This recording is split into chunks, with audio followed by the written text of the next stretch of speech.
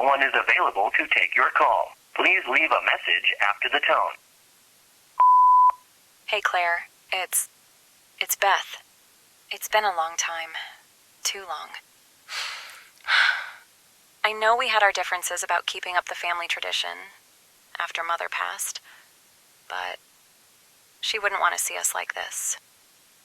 It's just, after what happened to Mother, I'm afraid of losing you, too. It's your life, and I respect your decision to keep up the family's tradition. I guess what I'm trying to say is that I'm sorry.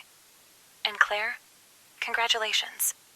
I heard that you're pregnant, and I want nothing more than to be there for you in this special time. That's what Mother would want. I'm in town for a few days. I would love to see you and drop a gift off for the baby. I really miss you, Claire. I hope to see you soon.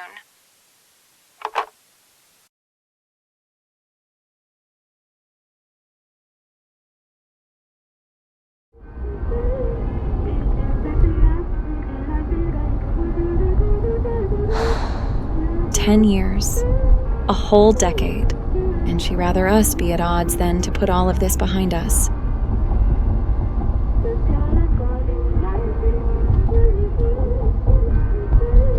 I just pray she'll hear me out.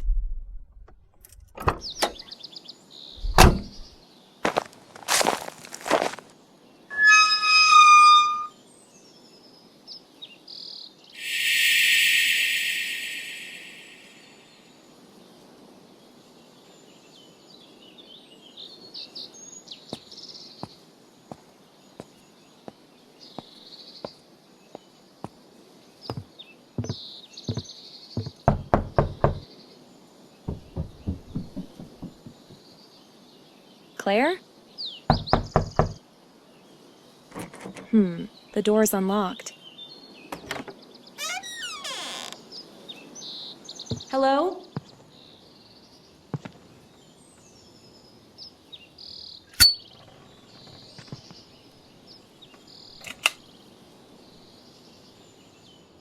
These books were passed down through generations, written in a language known only to select members of my lineage, but there seems to be a book missing.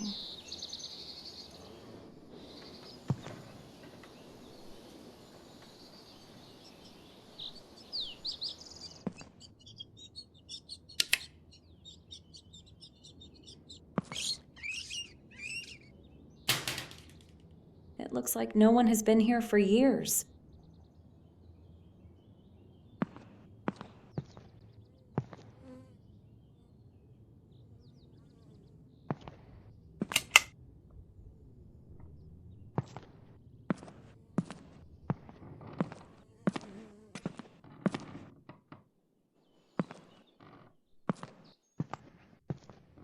Famed author Ethel Myrtle, missing, grandson wanted for questioning. In a shocking turn of events, celebrated novelist Ethel Myrtle, known for her acclaimed works in American literature, has been reported missing from her family estate in Brookfield. The 62-year-old author, whose novels have captivated readers across the nation, was last seen 3 days ago. Authorities have since launched an investigation into her sudden disappearance.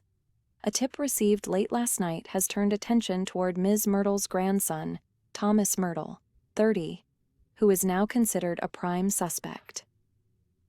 According to sources close to the investigation, Thomas has a troubled past, having battled with addiction and post-traumatic stress disorder following his return from service overseas. Investigators are looking into whether these struggles may have contributed to his possible involvement in his grandmother's vanishing. Police are eager to question Thomas, but his whereabouts remain unknown at this time. He was last seen in town earlier this week, but no trace of him has been found since. Authorities urge anyone with knowledge of his location to come forward, as he is wanted for questioning in connection to the case.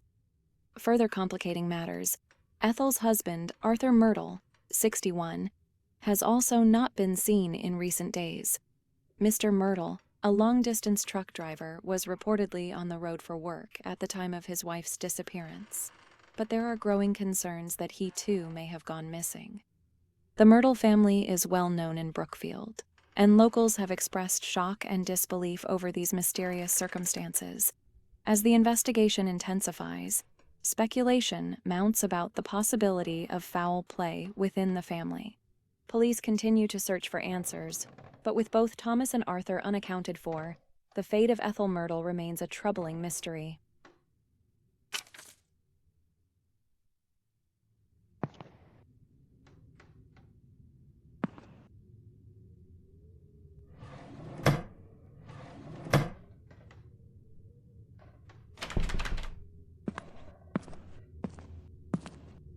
A picture of my father.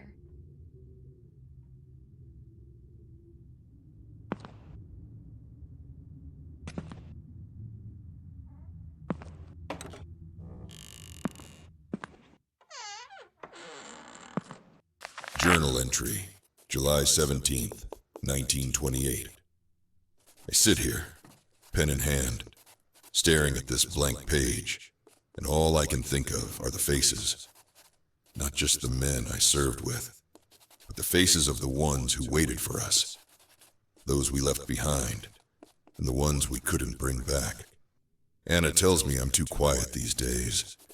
She doesn't say it outright, but I see it in her eyes. The worry. She's struggling too. There's a distance between us, a chasm neither of us can cross. And then there are my twin girls, Beth and Claire. Sweet, innocent faces. They're growing so fast, and yet, in my mind, they'll always be the little ones who ran to greet me when I came home. I should feel joy, gratitude, but instead, there's this gnawing ache. I can't look at them without thinking of what we fought for, what we sacrificed. Did we do enough? Did I do enough? Arthur Myrtle. I wonder how he's holding up. He was there in the worst of it, alongside me in the tank. Both of us praying the metal shell around us wouldn't be our tomb. We shared everything, our fears, our hopes, and sometimes even our silence. I haven't heard from him in months. Is he lost like me, drowning in the memories? Or has he found a way to move on? The nights are the hardest. When the house is quiet and Anna is asleep, my mind drifts back to those days. The mud, the noise, the sheer weight of it all, and the silence that followed. The deafening, unbearable silence of survival. God help me. I'm still there.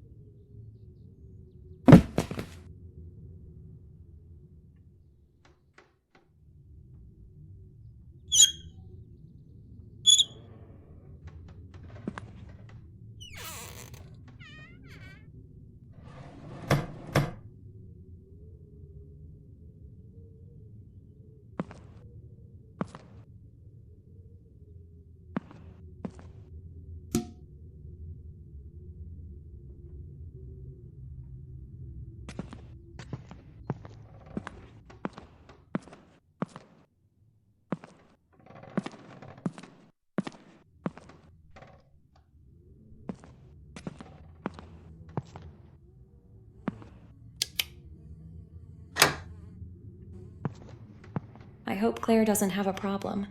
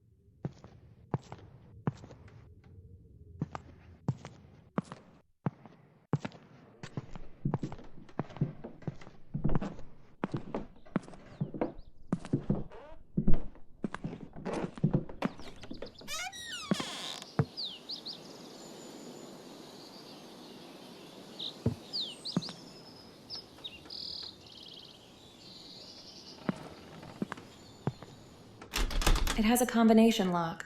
I'll come back to it later.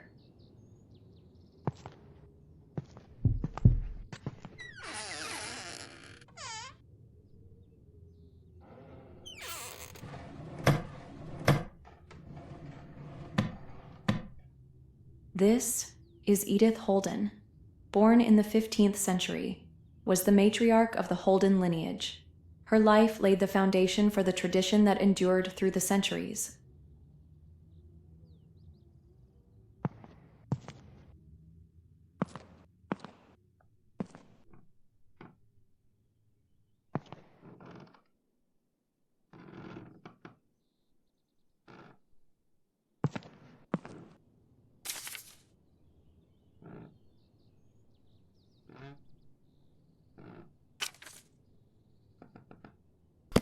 March 15th, 1945. Aunt Lily is gone. Beth left not long after, and now I'm alone. I never imagined it would come to this. She despises the fact that I've chosen to carry on the family tradition. She calls it outdated, even dangerous. Something that should have died with Mother. But I can't just walk away from it. It's who we are, even if she refuses to accept it. But while sorting through Aunt Lily's things, I found something I was never meant to see.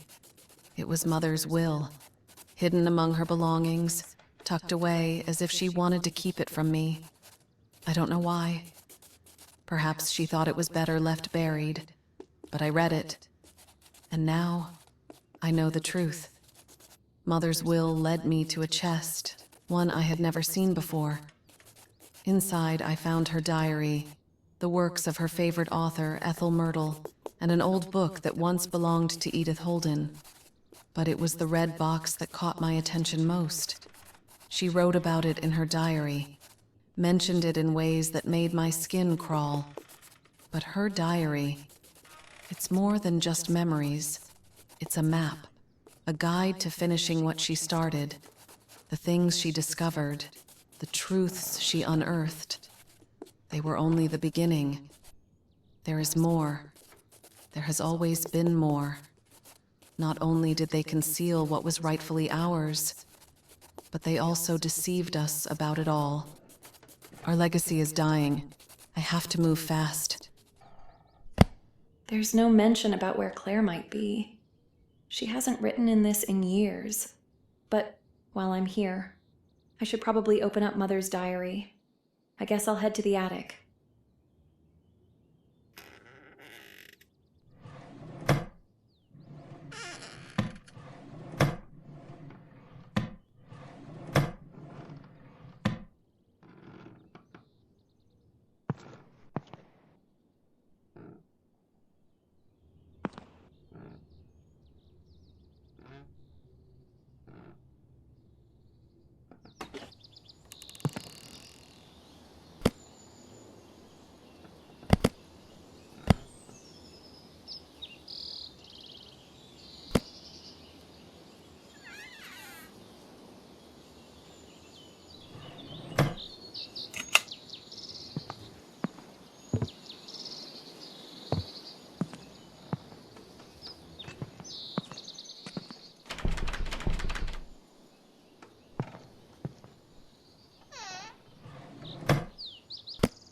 The Holden lineage has been the subject of study for decades, believed by many to be a dying tradition.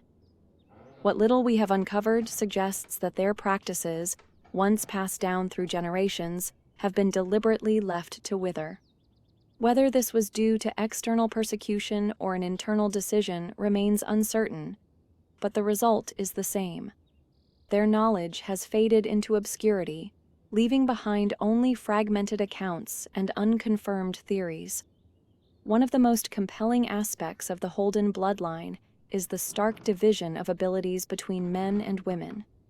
Historical patterns indicate that the men of the family did not possess any significant supernatural traits of their own. However, they served an essential role as carriers of specific genetic markers, passing down inherited abilities to their offspring.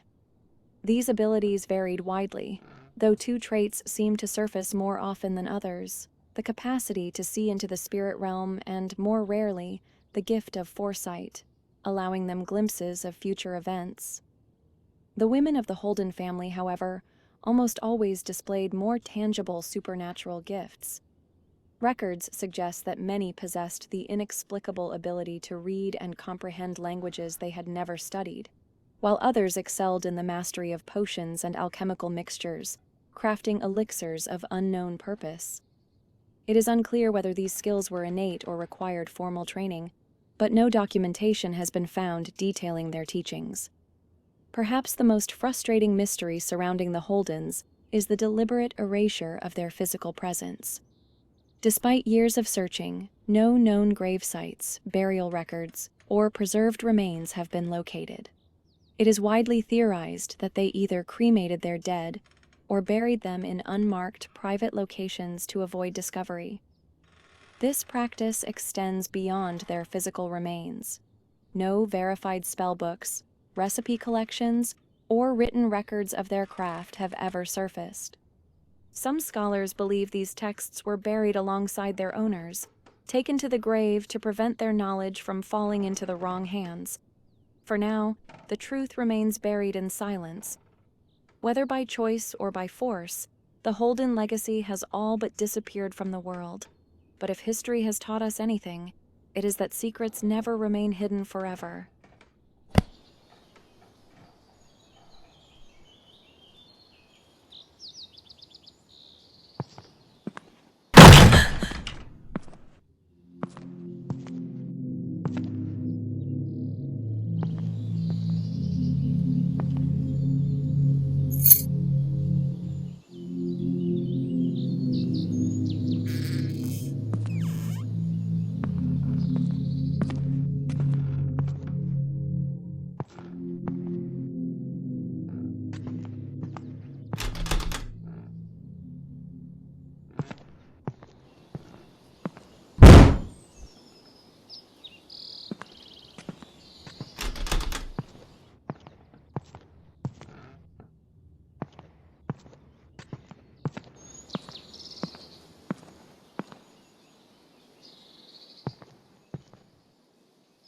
Claire and I were always so close. I love this picture of Claire and I. We were inseparable.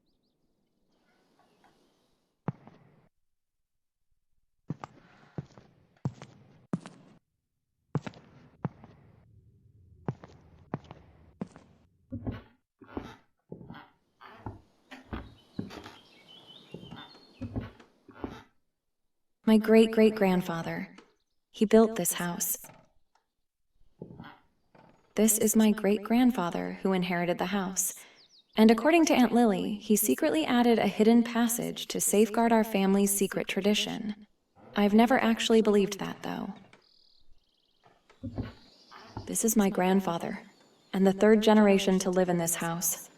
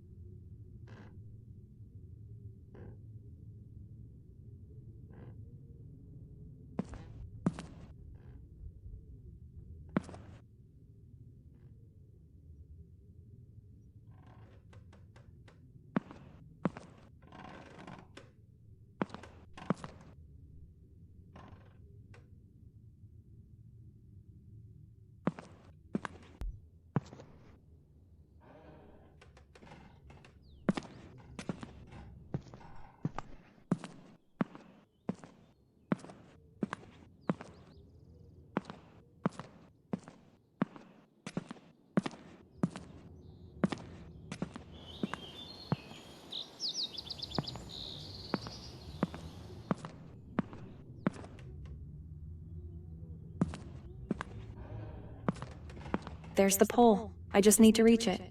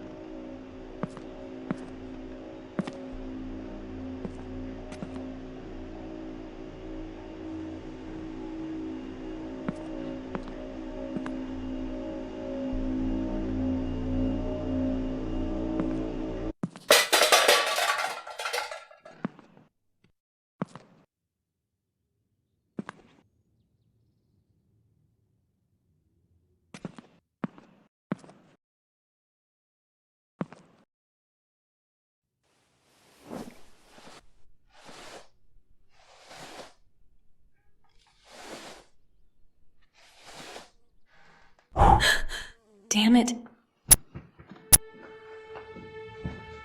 Shit, come on. Shit! Come on! I'm okay.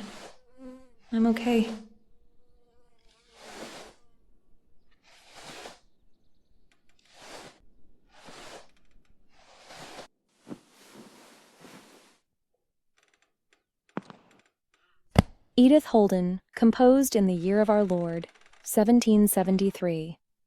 In the year 1460, in a quiet corner of England, there lived a young woman named Edith Holden. She was the daughter of Sir Reginald Holden, a gentleman known for his travels, and his wife, who managed their household. Edith's life was one of simplicity and innocence. Sir Reginald often journeyed to distant lands, bringing back stories and treasures. On one such return, he presented Edith with a peculiar gem, a large ruby that emitted a soft red glow. Unbeknownst to Edith, this gem was drawn to her innocent youth, sensing her openness and ease of influence. One evening, as twilight approached, Edith retired to her room. There, she heard gentle whispers emanating from the ruby, speaking of mysterious and hidden powers. Compelled by an indescribable urge, she touched the stone. Immediately, she felt a surge of energy and began speaking in tongues, her words flowing in an unfamiliar language. Her hand moved on its own, inscribing symbols upon parchment that seemed important yet unfamiliar. This event marked the beginning of Edith's practice of what was later to be known as witchcraft, making her one of the earliest known practitioners of such arts. At the time, the term witchcraft was emerging, and practices involving magic and the supernatural were often shrouded in mystery and fear. As Edith matured, her beauty and vitality remained unchanged, leading to whispers among the villagers.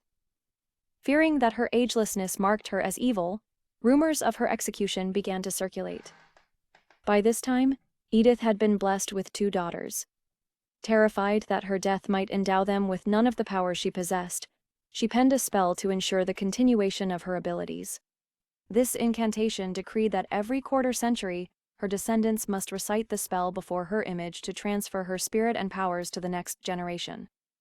Despite her efforts to safeguard her legacy, Edith was eventually executed for her practices. Yet, her lineage endured, with each generation of Holdens performing the ritual to inherit her gifts. Over time, the family amassed considerable wealth, which they used to construct a hidden cathedral.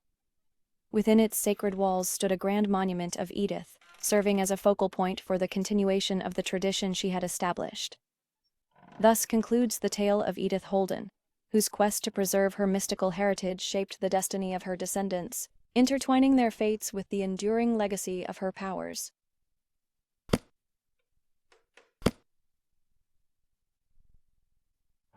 You shouldn't be here.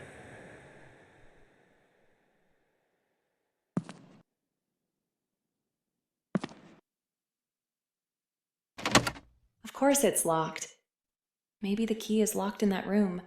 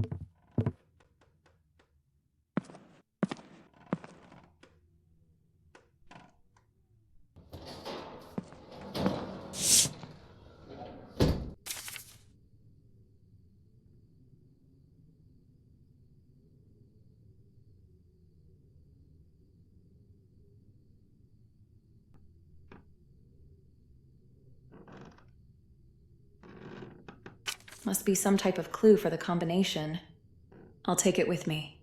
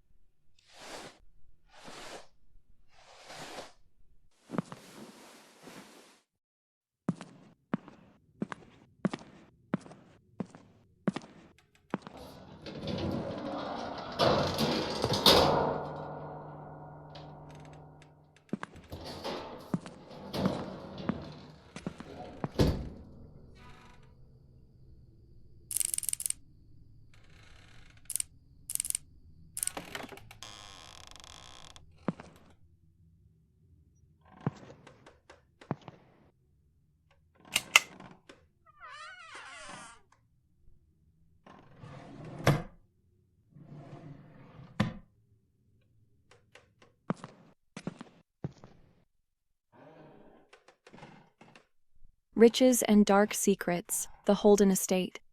A tale has long circulated in our town, one that whispers of a grand and secretive cathedral buried deep beneath the estate of the reclusive Holden family. It is said that this hidden sanctuary once served a powerful family, skilled in the dark arts of witchcraft, and was adorned in gold and precious jewels. Estimates place the value of its treasures at a staggering $5 million, a fortune beyond measure. Despite numerous offers, Mr. Leopold Holden has steadfastly refused to sell his land, and rumors abound that he is either guarding the secrets of the cathedral or is clueless of what might lie beneath. His reluctance to part with the estate has only fueled the growing mystery. For now, the Holden estate stands as a symbol of power and mystery, its gates firmly closed, guarding a secret that may never be revealed. There's so many rumors surrounding this family. I never know what to believe.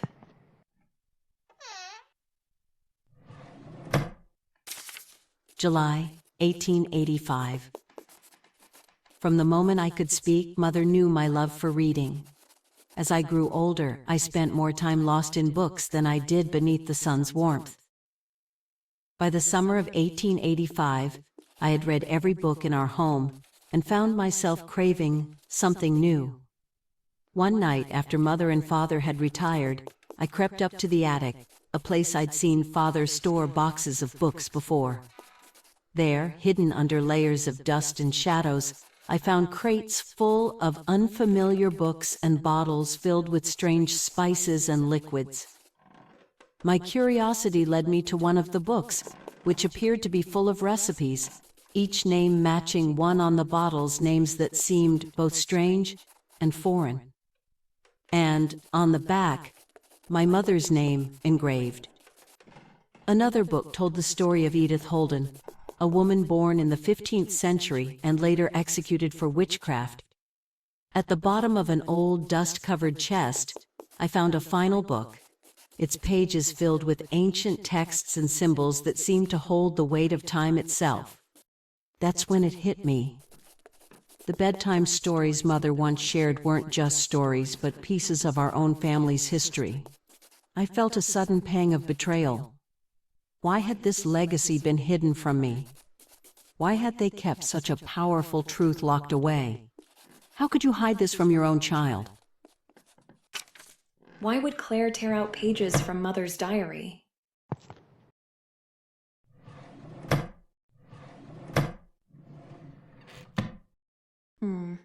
I'll have to get the power back on. July 10th, 1953. Max called earlier, left a message while I was out. He did it, just like I expected he would. With him being a reporter, I knew he'd be able to find the location. That's the whole reason I got close to him in the first place. I needed someone with connections, someone who could get me what I couldn't find on my own. It's finally happening. After all these years of searching, tomorrow morning we leave. But before we leave, when Max heads to the car, I'll place his belongings in the chest in the attic alongside my mother's things.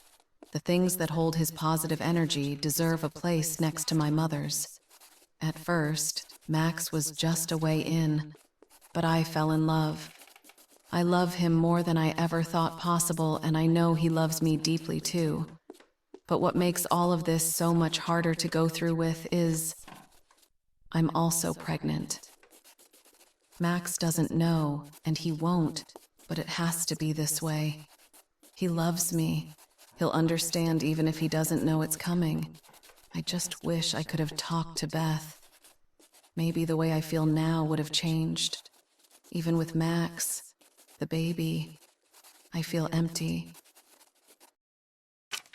This is from 10 years ago. Why hasn't anyone stepped foot in this house since?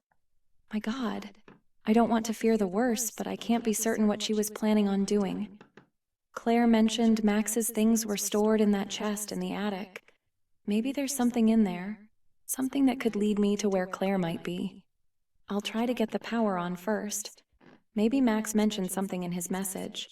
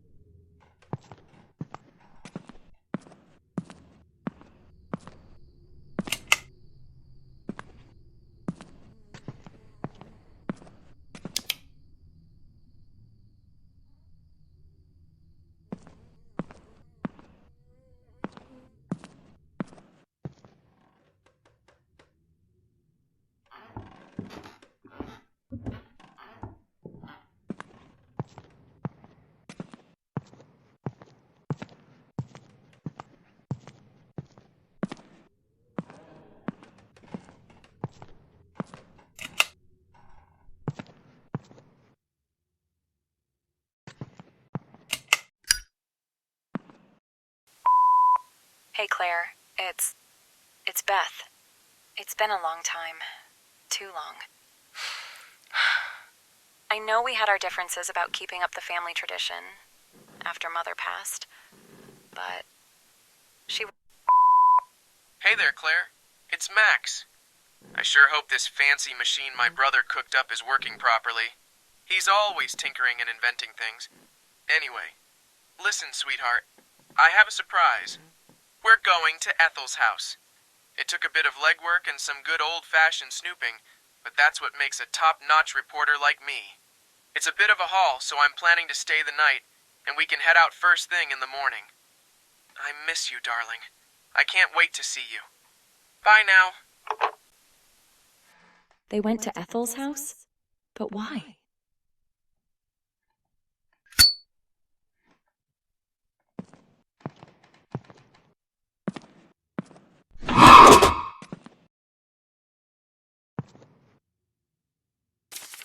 Last will and testament of Anna Holden. To my beloved daughters, Claire and Beth. For decades, our family has called this house home. It holds within its walls the stories of our ancestors and secrets hidden from the world. The estate, with all its lands and contents, I leave to you both to share equally. Hidden within the fireplace, awaiting those who can see beyond the ordinary. 3 figures must stand upon the mantle. A goddess of grace, with one breast bare, a man of wisdom holding truth in his hands, and the lion, fierce and proud, guarding the way. You'll then find a key, one that unlocks a chest in the attic. Within that chest lies an ancient book, once belonging to our oldest known ancestor, Edith Holden. This book holds the very foundation of our tradition, and I trust you both to restore what is being lost. More than that, it is the key to a hidden world, one that cannot be reached without it. The bookcase downstairs guards the way. May you guard this legacy wisely. With all my love. I need to check what's hidden in that compartment. Claire might have left the key to the chest there. Max must have kept a diary or some notes. It could help me track down Ethel's house.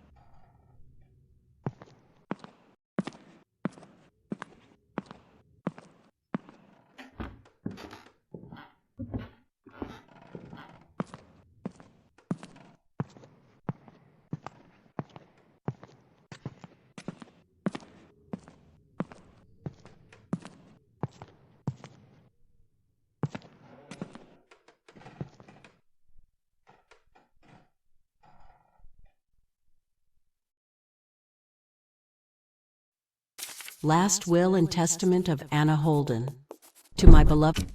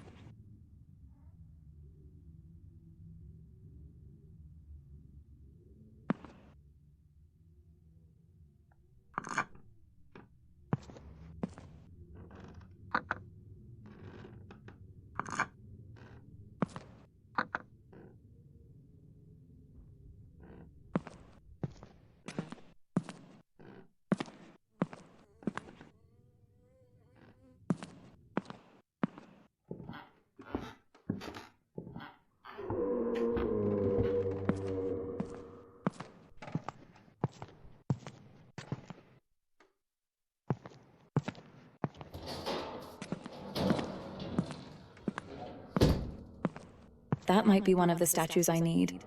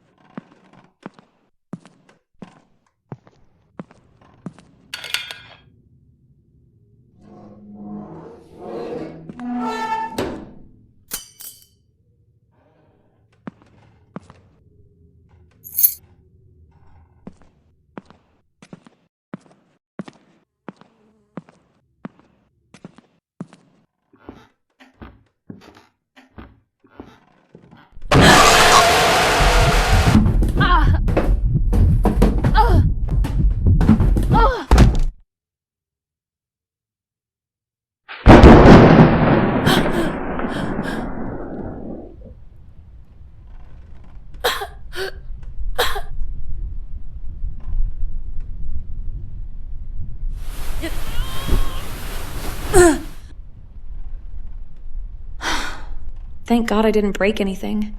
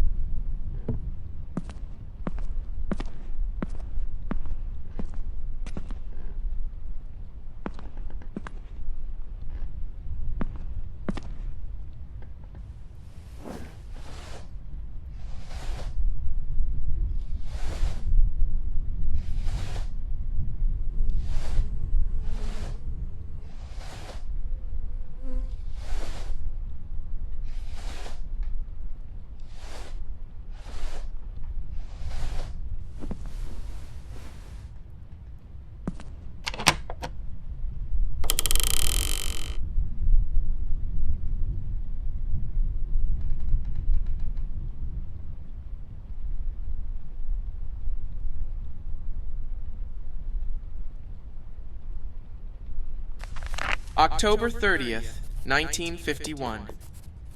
My lifelong dream has finally come true. I'm officially a reporter for the Classic Times. I can hardly believe it. My first assignment is already on my desk. They want me to cover the case of a missing maintenance man. I'll be heading into town later to talk with some of his regular clients and see what I can dig up. And as if that wasn't enough, something else remarkable happened. I met a beautiful woman today. Her name's Claire. We ran into each other at the coffee shop right across from the office. I was talking to a fellow there about my new job, and Claire, sitting alone in the corner, must have overheard. Next thing I knew, she came up and started asking me all about my work, and I think it really impressed her. I took a chance and asked her out, and she said yes right away. What a day. I think this might just be the start of something special, both in my career and maybe even my personal life.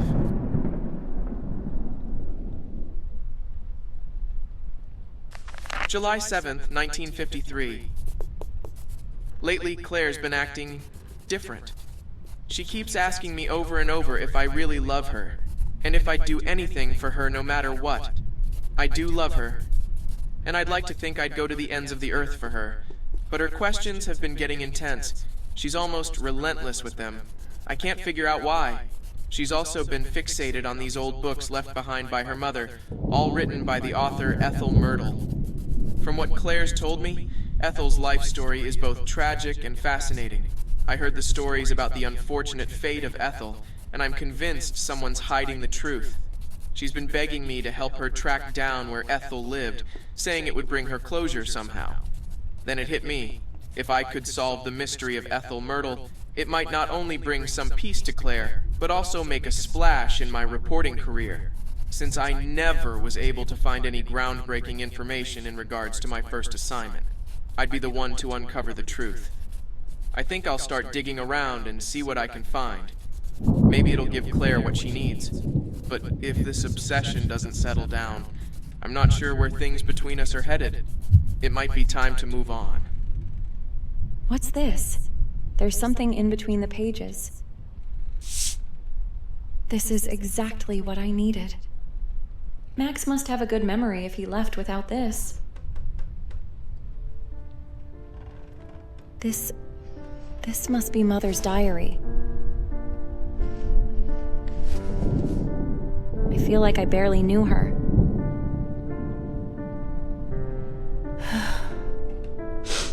I don't think I'm ready to read this yet. This must be the box Claire was talking about. Wow, it's so beautiful. Whoa! What the hell?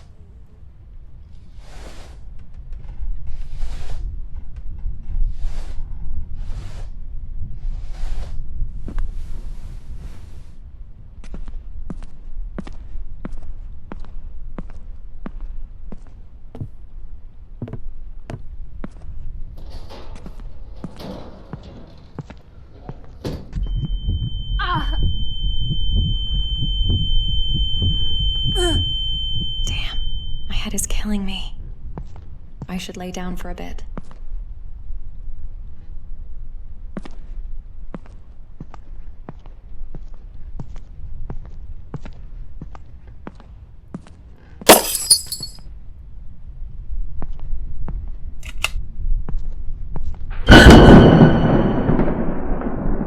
I must be seeing things.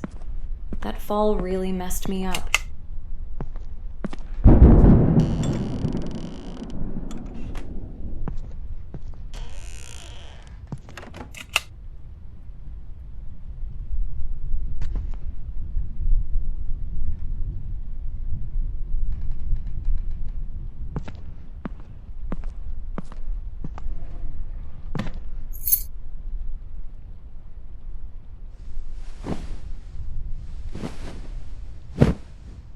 I think a nice warm fire and a bath first would do me some good.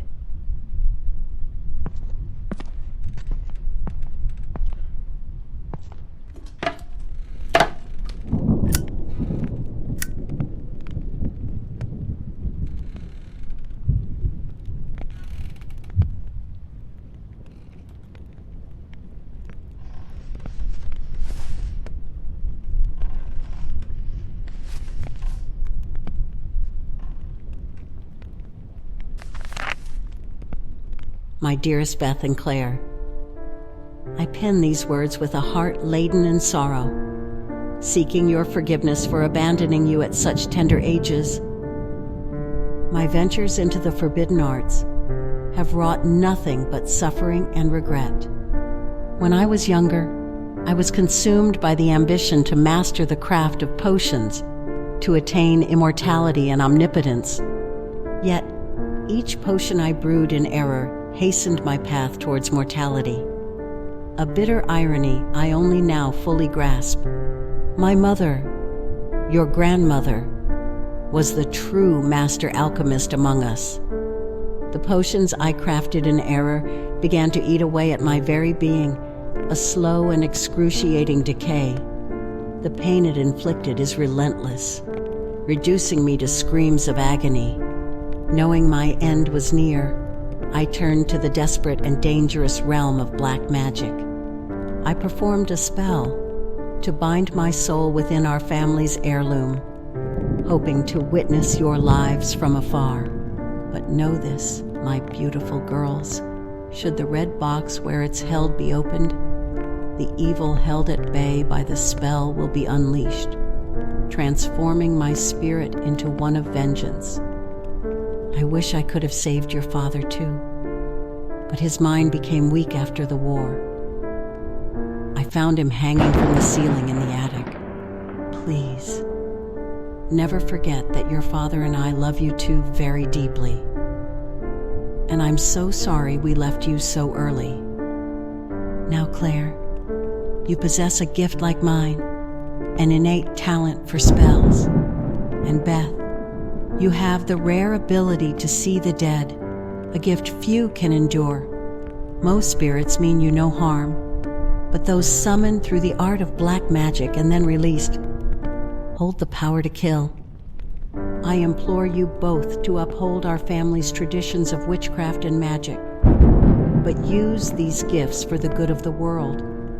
Shun the dark arts that have brought such ruin upon us. Let my fate serve as a grave warning, a path never to be followed. With all the love and sorrow in my heart, your loving mother.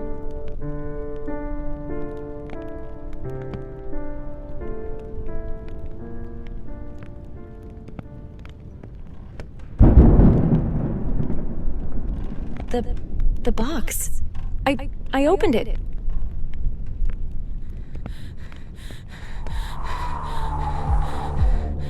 I need to get the hell out of here.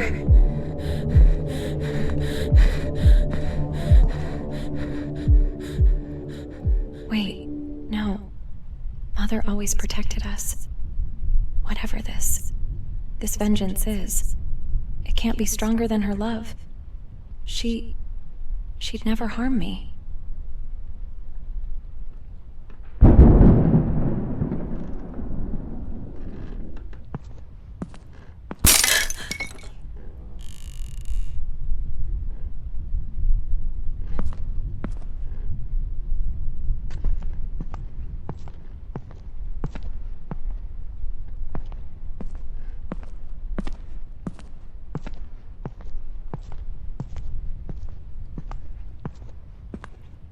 It's you.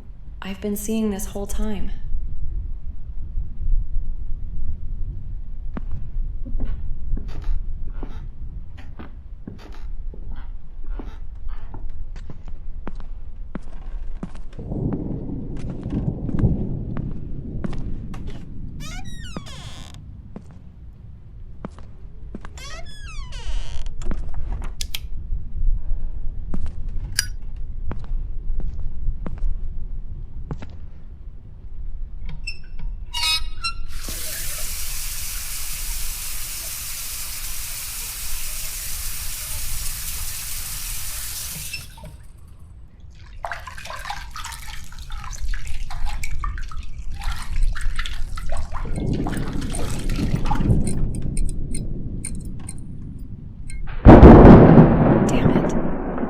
Feeling this was going to happen.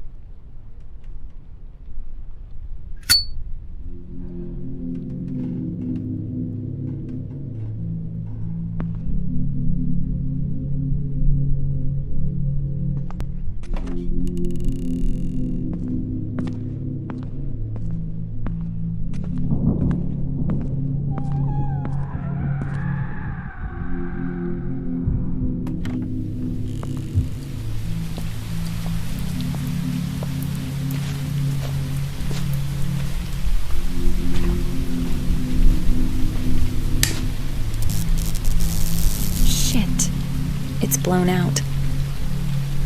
I'll just go to bed.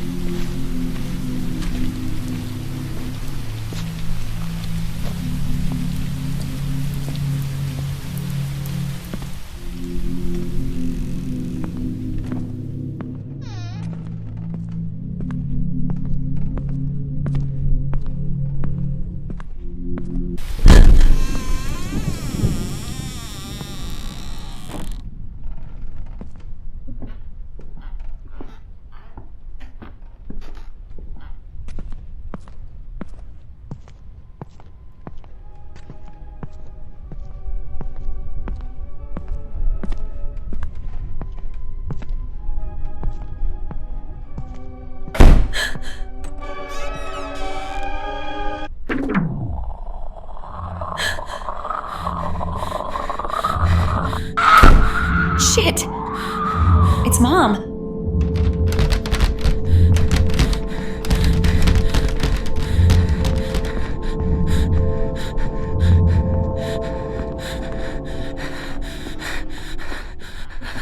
Shit, my car keys.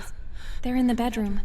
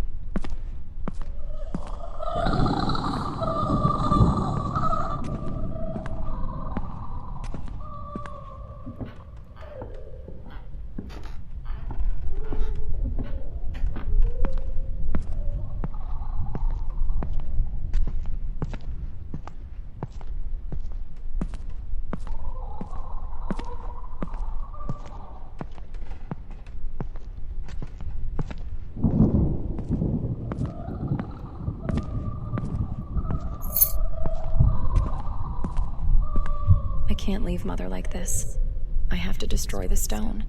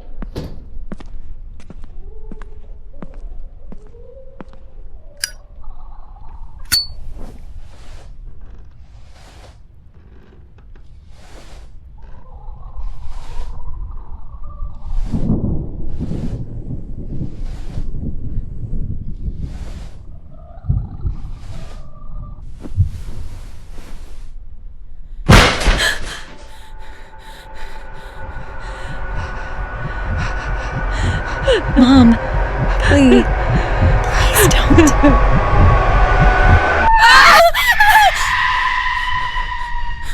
Do it.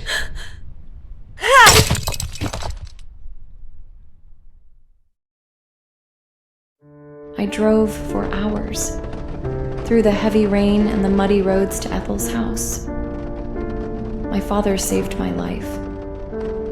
Looking back, I think he was trying to stop me from opening that box, even as he was helping me search for Claire. But I guess we freed Mom together.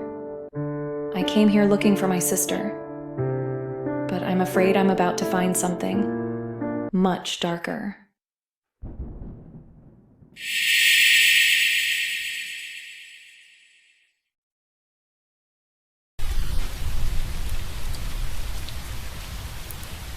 I'll have to walk the rest of the way.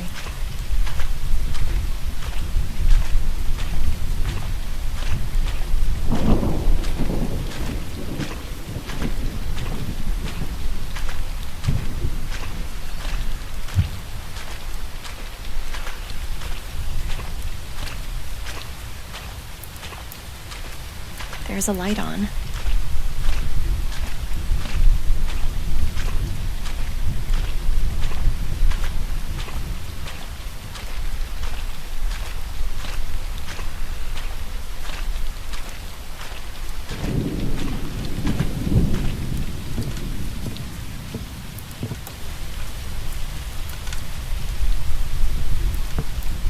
Claire! Where are you?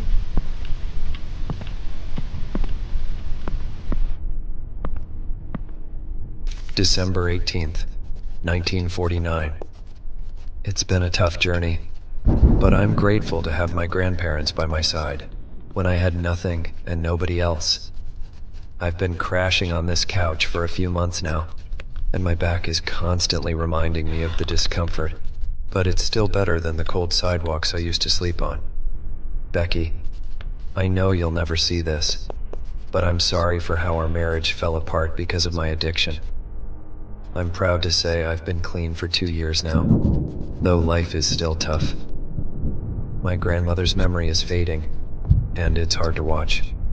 She tries to write, but she can barely get through a few sentences.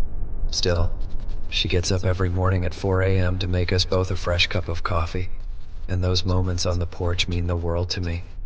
Pa and I don't talk like we used to, and it hurts. I thought we'd grow closer, but instead, we've drifted apart. I'm trying to figure it out. Each day is hard, but I'm holding on to the small blessings and grateful for the family I still have.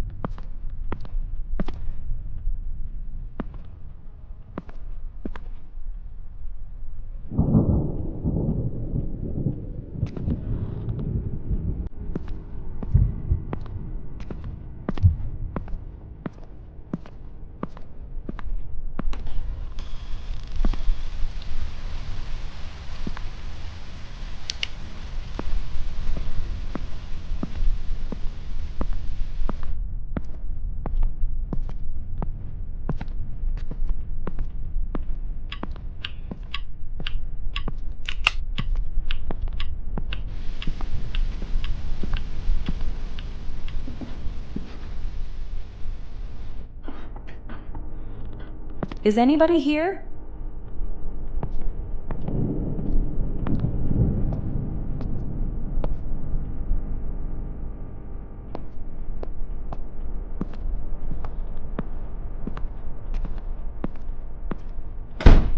Claire?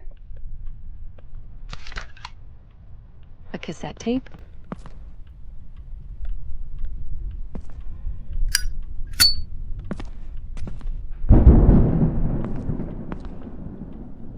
February 8th, 1951. To whom it may concern, my name is Thomas Myrtle, the grandson of Ethel and Arthur Myrtle. I have no recollection of last night's events, yet I fear I may have committed a grave act, awakening beside a pool of blood in my grandmother's room with her nowhere to be found. Our senseless argument from yesterday morning seems to have spiraled out of control. I cannot bring myself to face my family, so I'm deciding to vanish. Pa, I never intended harm towards you or Grandma, and I wish you were here to have stopped me. Grandma, my love for you is immense, and I am deeply sorry for believing I had changed. You were right, all along.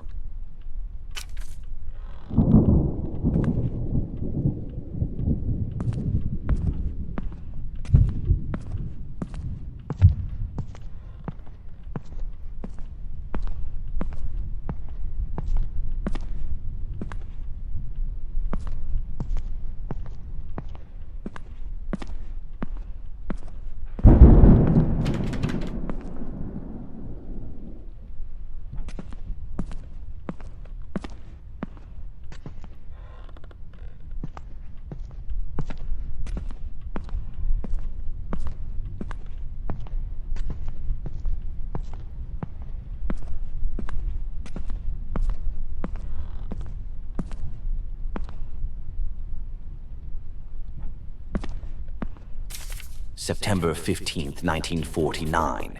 2 decades in this dump have left me feeling monotony's dull ache.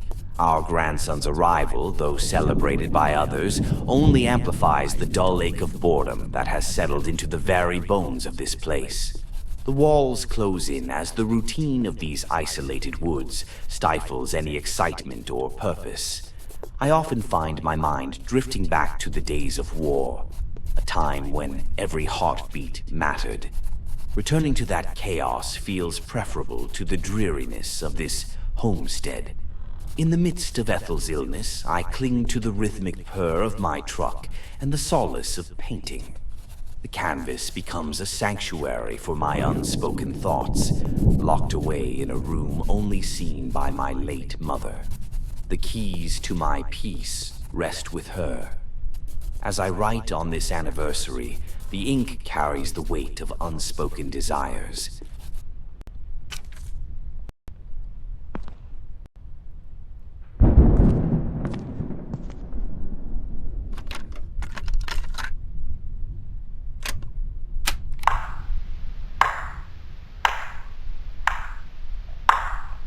Congratulations.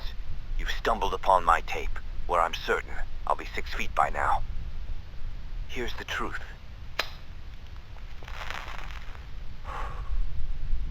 I snuffed out my wife, Ethel Myrtle, with my own hands. Craftily, I pinned the whole sordid affair on my feeble grandson. Oh, Tommy boy, you were a breeze to deceive. My hands may be dirty, but yours will bear the weight of the blame. You see, when you've got one soul dependent on meds to numb the pain, and another reveling in them for twisted delight, pitting them against each other is child's play. Just drop the pills next to the addict's pitiful bedside. I waltz in, the virtuous savior. Tom and I indulge in a deceitful game of poker, and as he rises to use the head, I sneak a generous dose of sleeping pills into his tea. Sweet dreams, Tom, you gullible pawn. Once Ethel was dealt with, I moved his body into her quarters. When he comes to, I'm sure he'll believe the terrors of the war made him do such a terrible thing. He won't suspect it was me. Little does he know, I had him dancing to my malicious tune. I've got him fooled. I fed him a load of lies, making him believe I'm off on some extended work trip tonight. I'd kill him too, but unfortunately, he's my cover. Here's the motive. I've gambled my life for this damn country. Yet, who gets the accolades? Not me, but Ethel. Maybe once I erase her from the scene, they'll finally acknowledge the greatness I've achieved, the masterpieces I've crafted.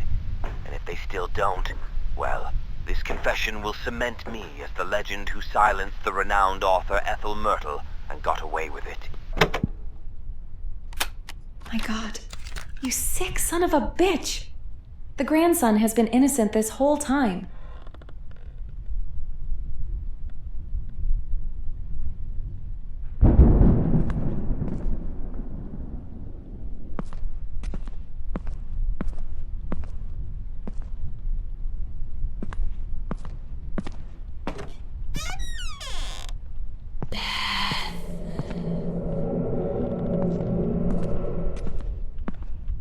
Arthur, what are you doing with that? You really are just a stupid writer, aren't you? Why don't I just show you?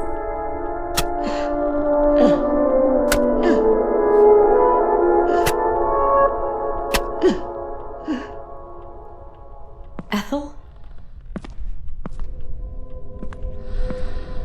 My God, how could he have done this to you?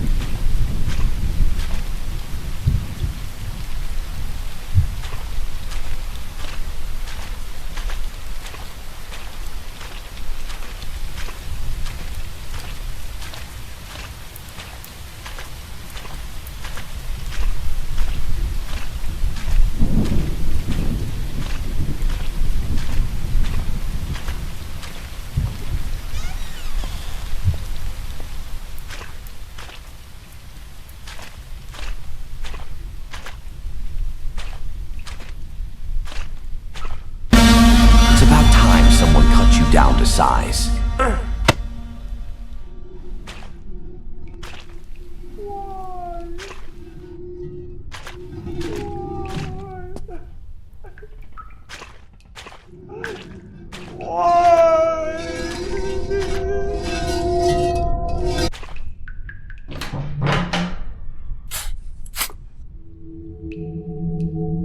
You evil piece of shit.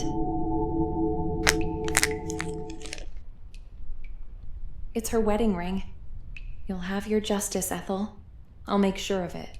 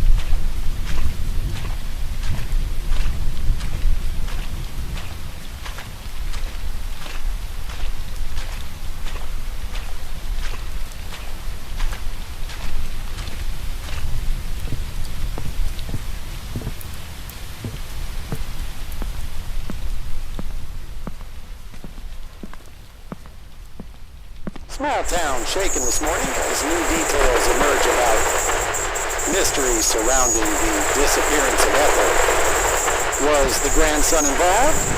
The whereabouts of her husband, Arthur Myrtle, are still unknown.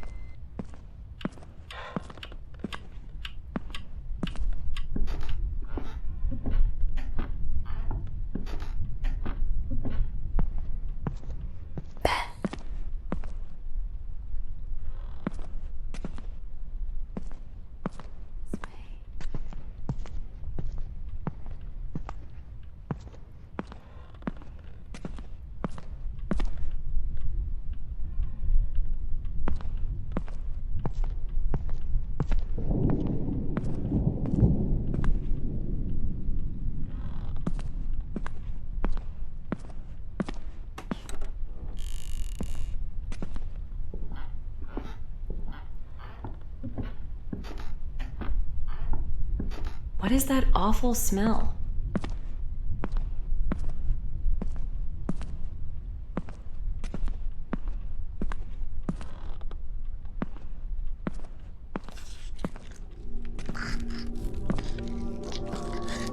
Yummy. Oh my God!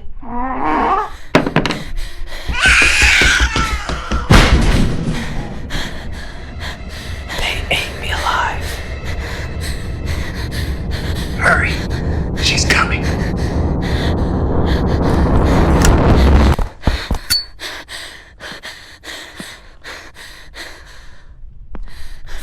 August 5th, 1963. My name is Thomas Myrtle. It's been 12 years since that tragic night. I've been in hiding for over a decade, but I'm returning under the cover of night, seeking answers and closure, if any. I can't bear to live with the guilt and confusion any longer. No more hiding. If I can't find any answers tonight, then my life is yours, Lord. I'm so sorry this happened to you. I'll help you prove your innocence. You didn't die in vain.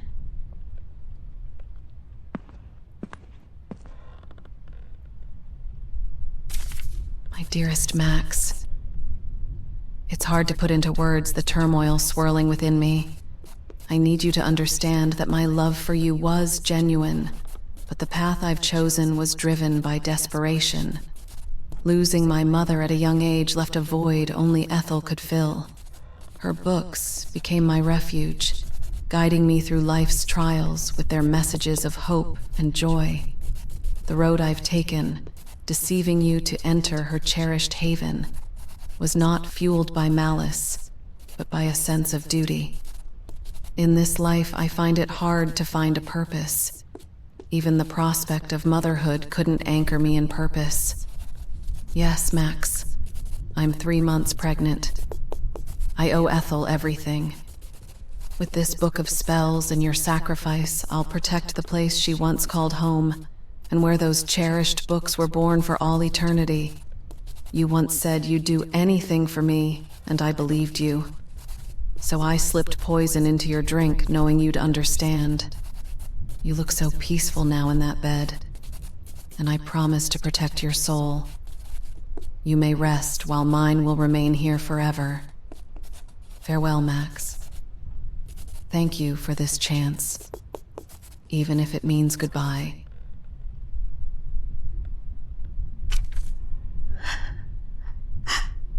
Claire, why?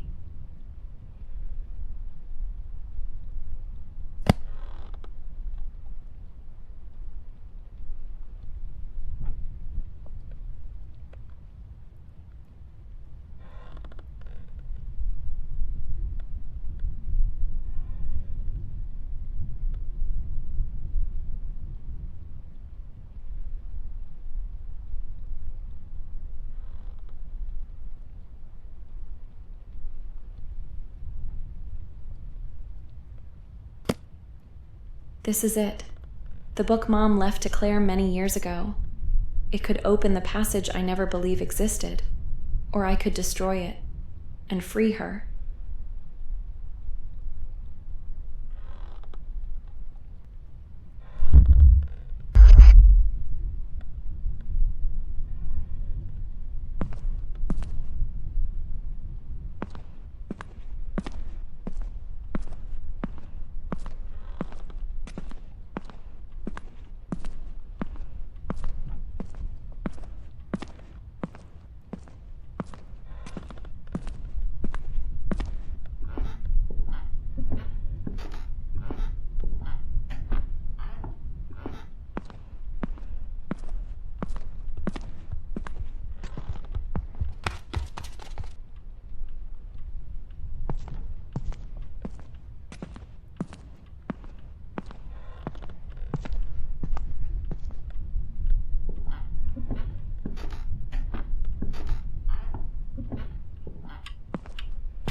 Whoa!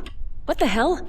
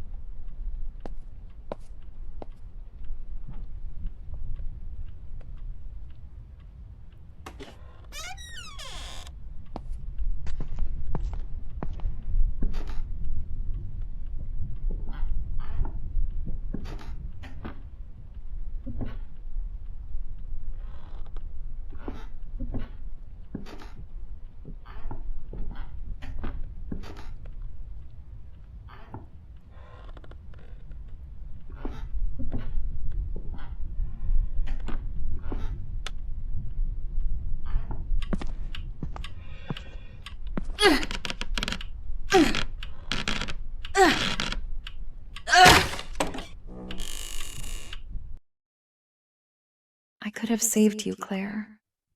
But this is what you wanted. What you did was selfish, but who am I to take that from you? What did you learn about our family that made you do this?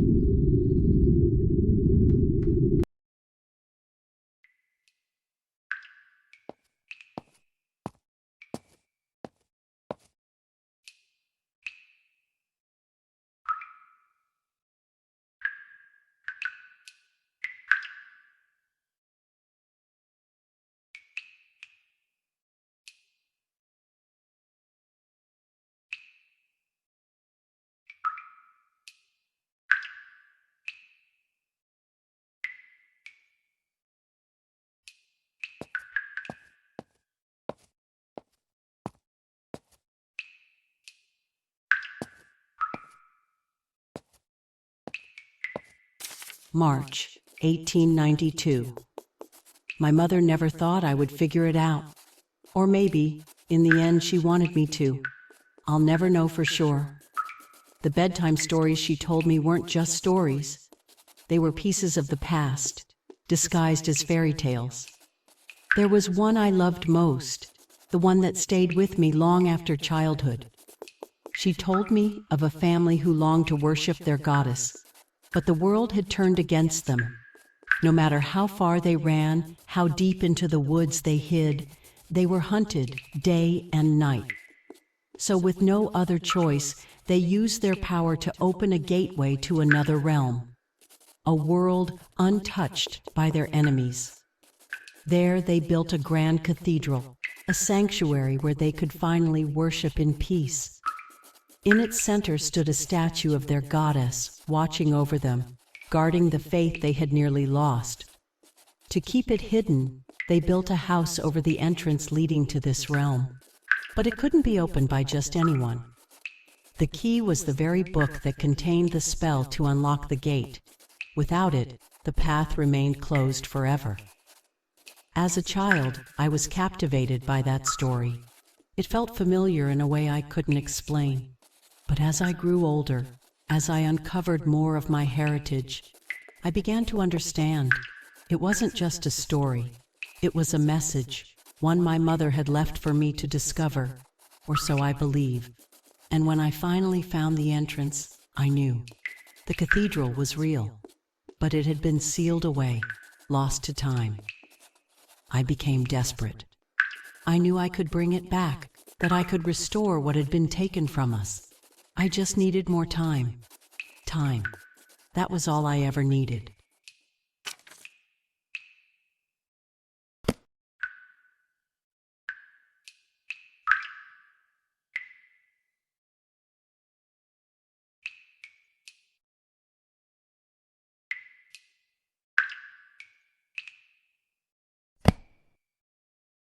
Thankfully, everything is labeled.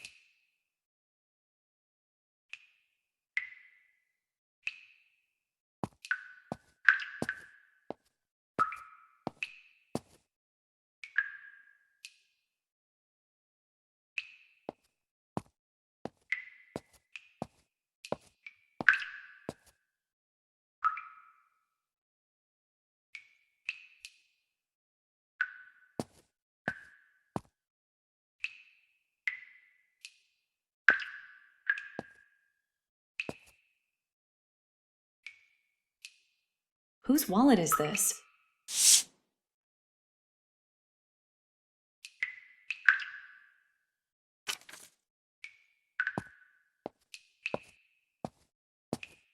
Why are these opened?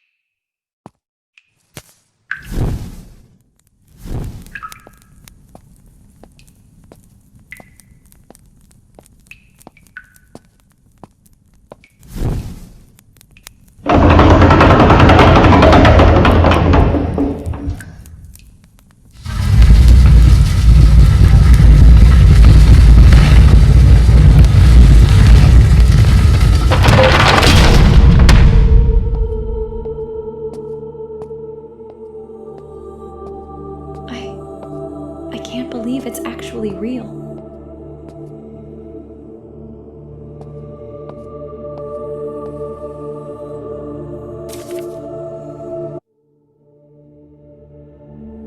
At long last, I have found you. There was a secret hidden within us, a truth buried in our very blood. We were once a formidable lineage, graced with a rare gift passed down through the ages. My mother spent her life in pursuit of what was stolen from us, chasing the promise of immortality to reclaim our lost legacy.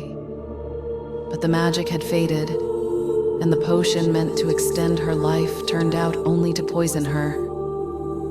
All had been concealed from us, yet I refused to remain in ignorance.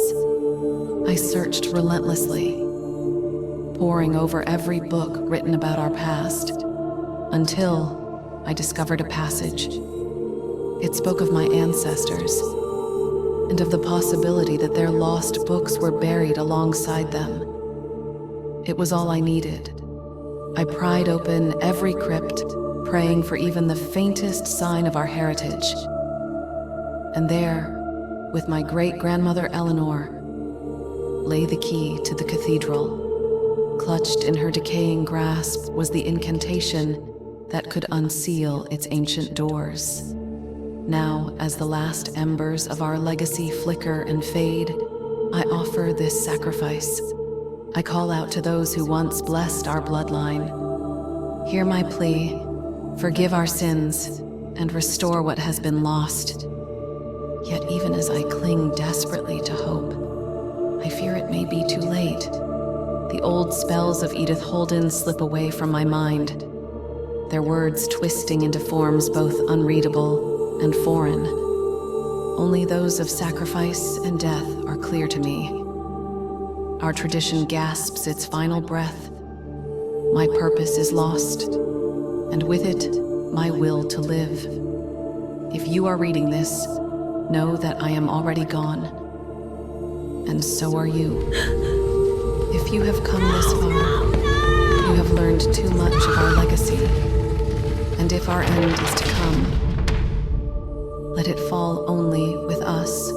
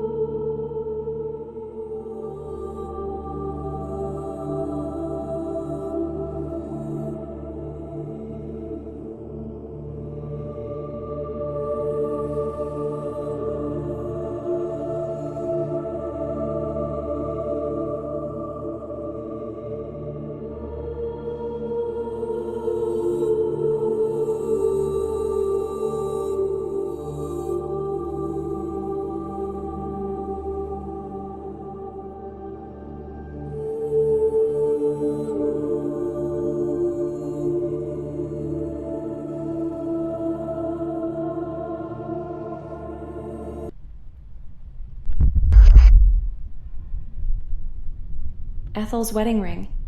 It can serve as the relic that's bound to this place and help break the spell.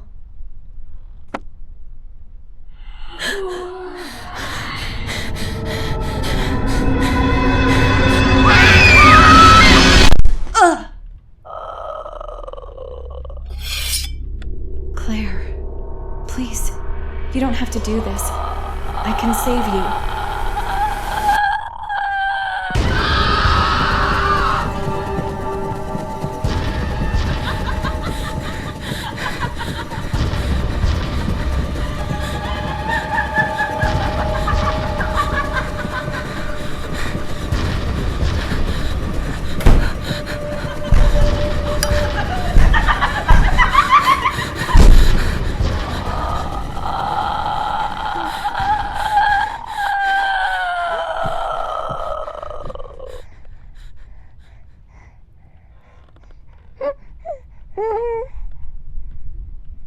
That book needs to burn, and burn fast.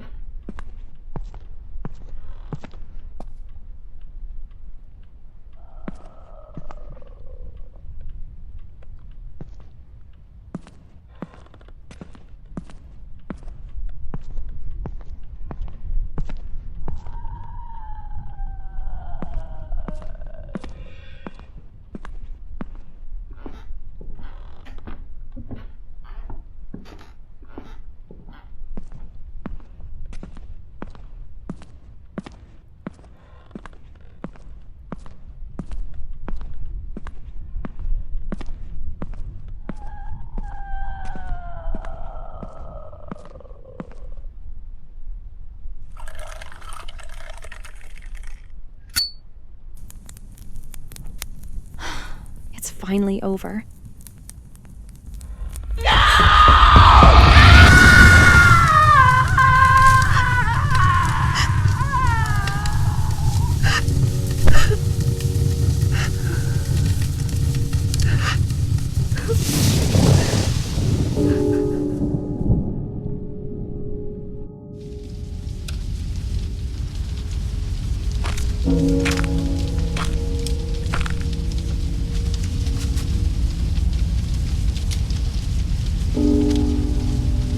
Goodbye, Claire.